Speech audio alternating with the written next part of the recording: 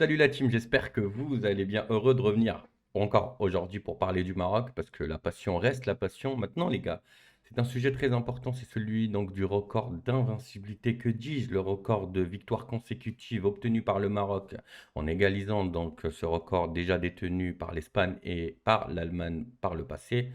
Et il faut quand même, lorsqu'on parle de ce sujet-là, et n'importe quel sujet dans le football, en tout cas pour ma part sur cette chaîne, c'est toujours d'être objectif, le plus objectif possible, le plus critique, parler sans la passion, parce que lorsque la passion parle, le cœur prend le dessus et la raison perd de sa force. Malheureusement, dans ce cas de figure, il va falloir vraiment rester très objectif parce que ce record, il veut tout et absolument rien dire. Et attention à ce record, le Maroc en ayant battu énormément d'équipes, effectivement, comptablement, rentre dans l'histoire en égalisant donc ce record, voire même le battre dès la semaine prochaine en jouant contre le Congo et donc passer à 16 victoires. Et certainement, c'est ce que l'équipe de Regragui cherche à faire.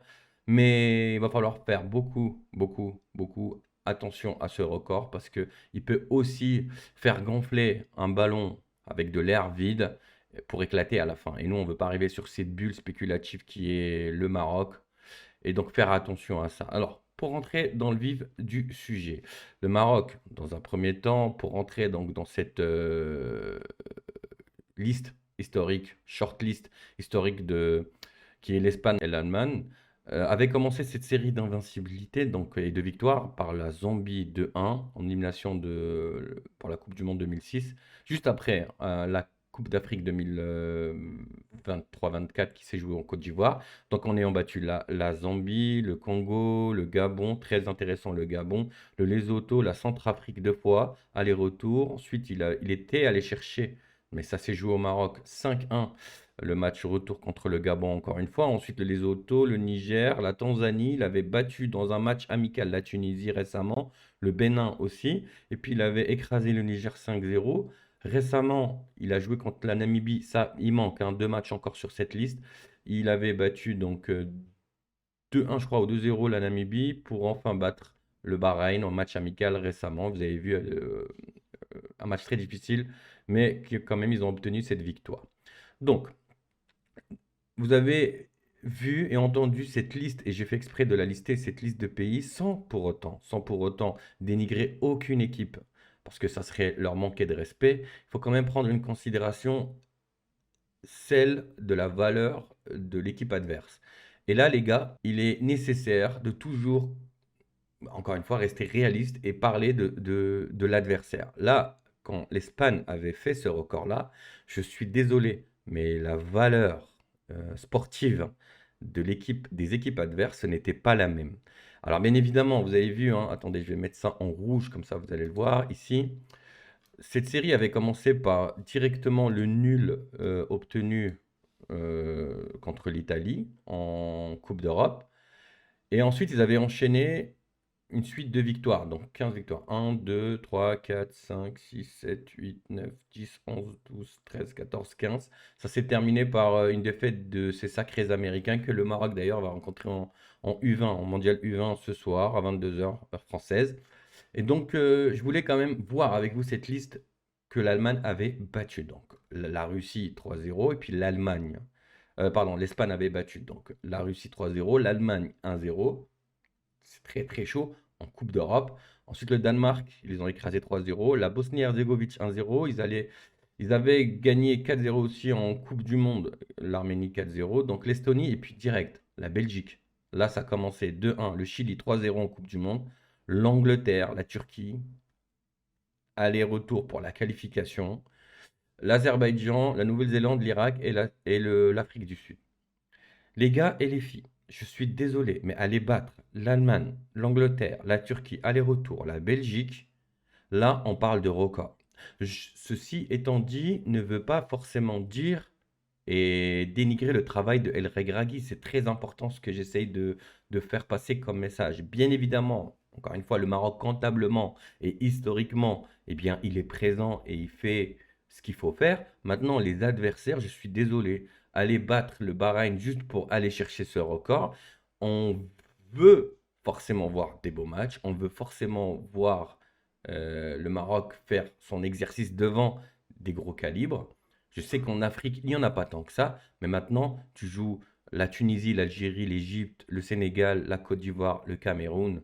Et encore, le Cameroun en ce moment, c'est pas le top, mais voilà. Là, tu peux me prouver que ce Maroc-là peut faire l'affaire en Coupe d'Afrique. Mais aller jouer le Bahreïn, et que le Bahreïn, et avec tout mon respect, qui nous a posé tant de problèmes avec son bloc bas, et on est allé chercher la victoire. Et d'ailleurs, on l'a vécu comme si c'était une délivrance. C'est quand même chaud. Alors, attention à ce record. Encore une fois, il faut vraiment prendre de la hauteur et de l'objectivité lorsqu'on parle de record. Oui, historiquement, le Maroc, eh bien, il égalise ce record détenu par l'Espagne et l'Allemagne. Mais le Maroc, c'est pas non plus une équipe qui a joué contre l'Angleterre, contre la Belgique, contre l'Allemagne. Donc tout reste à prouver. C'est là où je veux en venir. Tout reste à prouver. Prenons de l'objectivité. Prenons de la hauteur. Et ma chaîne, elle est là pour être critique et essayer toujours, bien évidemment, d'analyser, d'apporter des faits factuels pour qu'on puisse débattre dans les commentaires, etc. Et pourquoi pas, si ça vous intéresse, faire monter d'ailleurs prochainement quelqu'un en ligne, etc., dans un live et discuter, ou même plusieurs personnes. Mais là, bon, moi, je veux juste vraiment que vous compreniez une chose, c'est que cette victoire contre le Bahreïn ne n'appuie pas la force et la domination du Maroc sur le continent africain.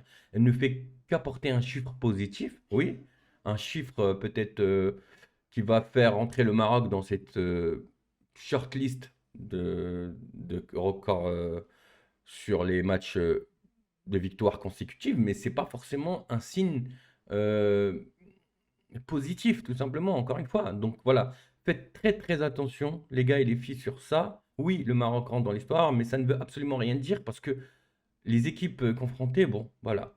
Maintenant, le Maroc va jouer le Congo et je vais revenir sur ça pour discuter avec vous et faire mon analyse pour voir un petit peu ce que le Maroc peut faire comme match juste avant la Coupe d'Afrique. Bien sûr, je crois qu'il y aura encore 2 matchs amicaux à préparer côté marocain pour bien préparer sa compétition africaine. Mais d'ici là, les gars, j'espère encore une fois avoir apporté une information que certainement grand nombre parmi vous l'avez déjà remarqué. Ça ne retire absolument pas la qualité du travail de Regragui, mais ça n'amplifie pas, ça embellit pas non plus le travail. Donc restons objectifs, restons passionnés, mais restons surtout réalistes comme réalistiques. Salut la team, j'espère que vous avez kiffé cette vidéo. Abonnez-vous, c'est comme ça que vous allez soutenir cette chaîne. Vous avez vu, en l'espace de un mois, on est monté quasiment de 3000 à 6000 abonnés bientôt. Ça, les gars, c'est grâce à vous. Vous régalez. Merci la team et à très bientôt pour une prochaine vidéo. Ciao, ciao.